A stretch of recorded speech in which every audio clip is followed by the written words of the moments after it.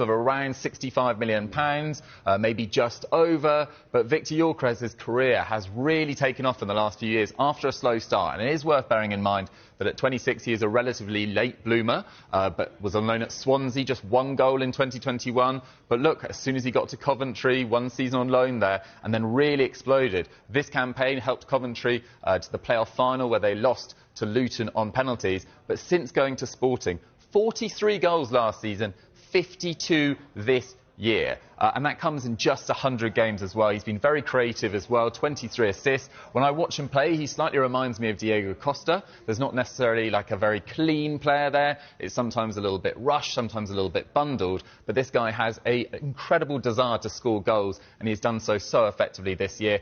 38 goals in the Primera Liga alone. He helped Sporting win the league last year. They are level on points with Benfica at the top of the Primera Liga this year. They will win the title if they, beat Vitoria this weekend. Second successive title, winning mentality. He'd be a huge addition. And Pete, the difference between Gyökeres and Šeško is Gyökeres has title-winning experience with Sporting CP. He is that little bit older, whereas Šeško feels like much more of a... Some of the other top strikers, I mean, if you look at his career path here, and we've got the stats here, when he was coming through at Salzburg, of course, following a similar path to Erling Haaland, there were comparisons at that point. You see the numbers, it's not on the same level as Haaland. Just 21 years old, though, and very highly rated by RB Leipzig. There was a clause last summer, June 24, that he could go for £55 million.